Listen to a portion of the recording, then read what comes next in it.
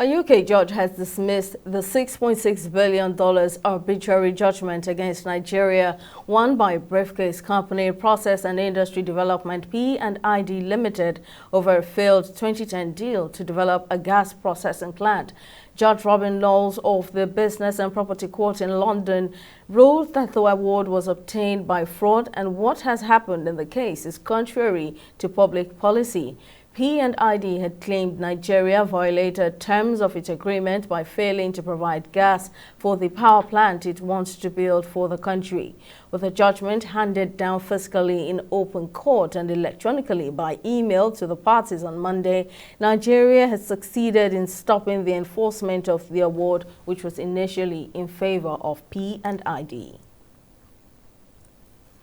Well, let's discuss this judgment further. Legal practitioner Liberos Oshoma joins me on the news. Thank you for your time, Mr. Liberos. Now, as a legal practitioner, what is your takeaway? What is the takeaway for you on this judgment?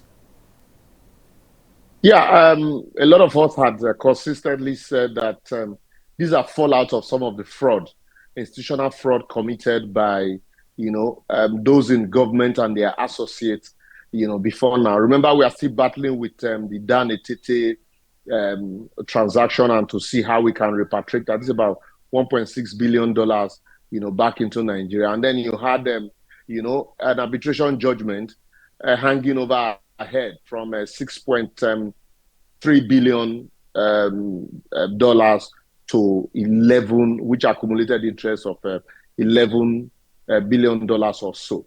And thank God we are two things to take away from me. The fact that, you are in a jurisdiction that understands that a contract that is originated through compromise, bribery, fraud, and corruption, an award cannot stand on such a contract. But, however, if we were in this climb, our court probably would have been looking at it from the fact that, yes, there was indeed a transaction that had been breached, and you look at it strictly from that realm. But the court in London, decided to look at it otherwise. First and foremost, the foundation upon which the contract rested is faulty. And also, this, you can criticize Buhari's government, but this was one of the fallout, one of the areas they defended strongly. This to also state that the former president, Goodluck Jonathan, was part of the negotiation of this award, also, states how well, the shame and the institutional stealing of fraud that had consistently taken place in Nigeria. But today, Nigeria has been given what you would call, a breather, and there's need for us to still look inward and begin to review most of other contracts that we have awarded in such questionable circumstances. Right now, the judgment has shown that we must firm up our due diligence as a nation. Now, how can we go about that going forward? It's not just firming up our due diligence as a nation. It's also, looking at our legal jurisprudence and the way our court handles matters.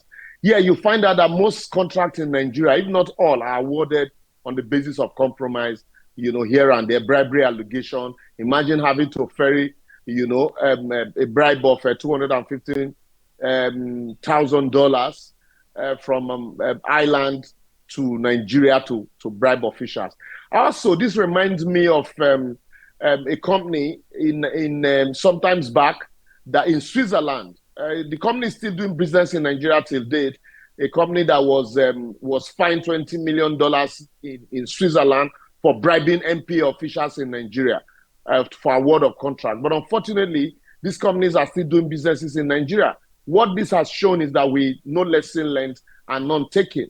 As I speak to you now, contract has still been negotiated in Nigeria and bribe is still being taken to award contracts to companies that are not, in most cases, you find out that some of these companies do not even have strong, backing or strong recommendation in the specific fields that they are supposed to play in. Like this P&ID, you begin to wonder what are the antecedents, what are the precedents in as far as gas construction is concerned, apart from this Nigerian contract. And then a contract was awarded, and just a few months, 6 months down the line, they are in court, hoping to claim millions of dollars of breach of contract from Nigeria in connivance, unfortunately, with Nigerian officials. It shows that truly we are not ready as a country to do due diligence on the way and manner we award a contract. And also, we're also not ready as a country. So this should be a lesson for us, our judiciary also, that matters such as this we shouldn't just take them on the baseline, but the originating processes also need to be looked at. All right, legal practitioner Oshoma, many thanks for lending your thoughts.